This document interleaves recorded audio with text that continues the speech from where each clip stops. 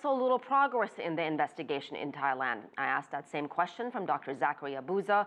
He's an independent consultant working on Southeast Asian politics and security.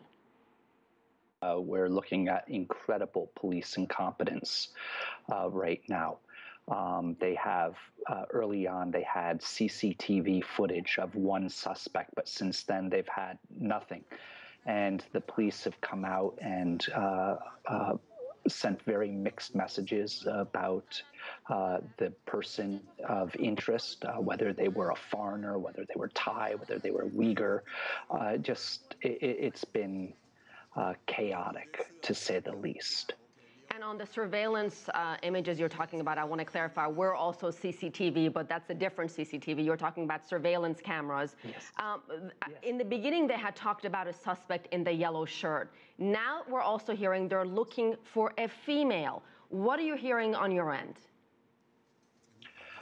Again, I've heard incredibly mixed messages coming out of the police.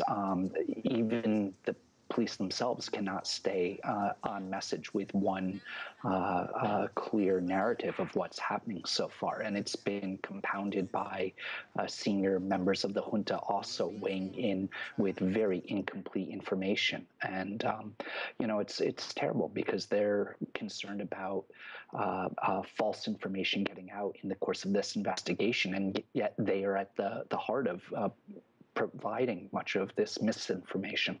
What do you make of the fact that there's been no claim of responsibility? Does that surprise you at all? It is surprising in that it would eliminate some of the potential suspects. You know, if it was an Al-Qaeda attack, for example, they would be very quick to take credit for this. It would be very hard to imagine an attack perpetrated by a group like IS, Islamic State, who has such a slick media machine that they would not capitalize on this. So that really makes us wonder who is behind this. And again, it's very unusual in these types of attacks to not have any claim of responsibility. So 5 days later after this attack, where does the investigation go from here? What should Thai authorities be doing that, in your opinion, they're not? The first is they clearly need support. The police investigation into this is going to be very politicized.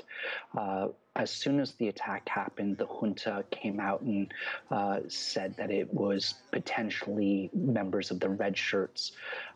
When you are driving an investigation of a major crime like this, by your own political biases and fears, you are going to have a botched investigation. And I would point to a few other attacks. You know, even with the murder of 2 Britons on the tourist island of Koh Tao last fall, they could not control the chain of evidence. They are using right now roti sellers as the court translators. I mean, it's the police incompetence is really mind-boggling, and they need assistance, and they need it now. Right now, General Prayut, the Prime Minister, has said that he would accept technology such as face visualization software to help clean up some of the closed caption TV footage. But they're really going to need more assistance in terms of investigative research and powers. And it's going to also make them much more transparent and accountable.